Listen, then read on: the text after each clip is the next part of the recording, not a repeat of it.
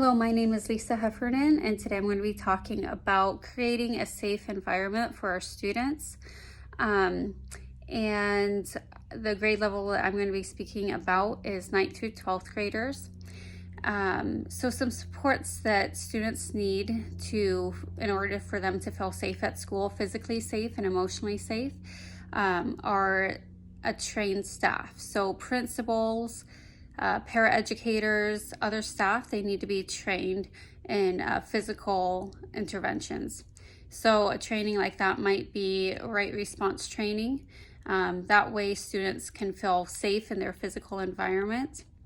Another support is that students need to feel emotionally safe. So we need to support teachers and staff in creating an emotionally safe environment for students.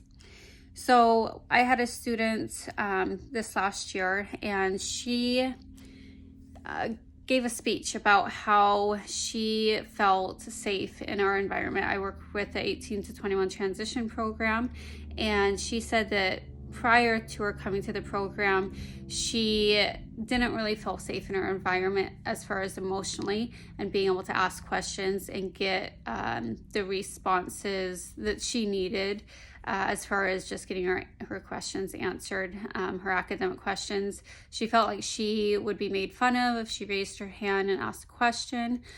So we need to make sure that we are facilitating that emotionally safe environment for our students by modeling that, and then also expecting other students to create a safe environment for their peers. So a teacher's mindset on the environment that they work in is very powerful. So if students are, if teachers are engaging and lively and positive, then students are going to see that, and they're going to engage better. They're going to be more motivated. They're going to be more helpful to their peers. It takes time, it takes practice. One of the ways that we can, as educators, create that environment is by the strategy of fixed mindset versus having a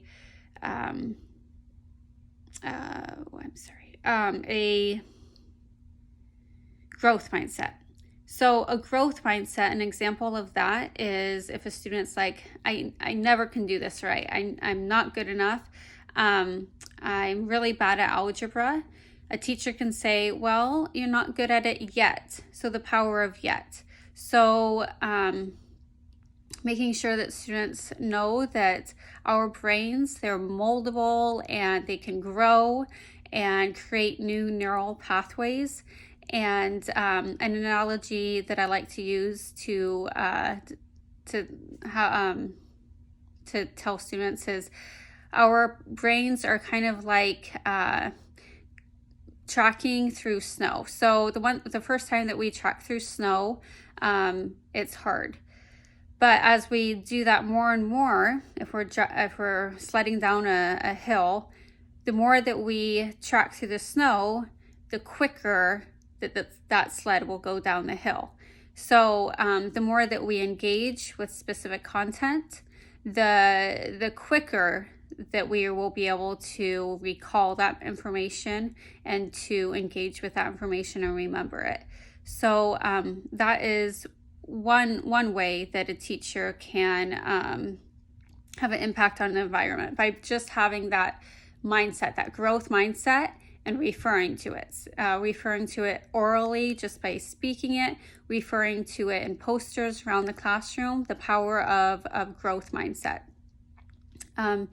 So there's 3 to 5 tips that I want to go over really quickly about supporting a learning environment that encourages self-advocacy, increases independence, and emphasizes the responsible use of technology.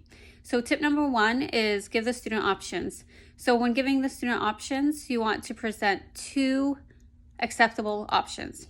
So they feel like they have a choice and a say in the things that they do, but both of those need to be appropriate. Tip number 2, teach students where supplies are located in the classroom and expect them to gather the things that they need. Tip number 3, play games such as what to say and do in the community. So I kind of have a transition background, but this skill can be used. So transition is supposed to be 14 through 21. So working with 9th graders through 12th graders, you're supposed to be working on transition skills and self-advocacy skills. So one of the activities that I like to do is play what to say and what to do in the community. And in this board game, students have different scenarios in the community. So say at the barber shop, getting their hair done. If they don't like how their hair looks, what would they say and what would they do? And so as a group, we would kind of brainstorm different reactions or different what you would say or what you would do. And then the person would pick, what they would say or do, and they would model that. They would role play that with the person to the left of them. And so that way they're able to get a variety of different options. They're able to model and role play. There are different self-advocacy skills that they're learning. Another tip is expect students to check Google Classrooms, check in for the day, take the active, engaging role in their participation in the classroom. Tip number 5, allow students to use computers to look up related content to the lesson.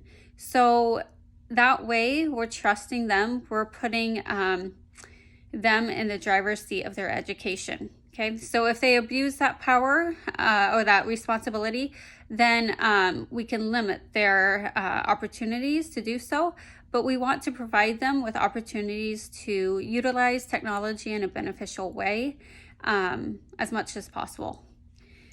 One research-based practice I would do to help create a culturally responsive learning environment would be to connect students who may seem like they have differences and build on those commonalities and experiences and interests and their values.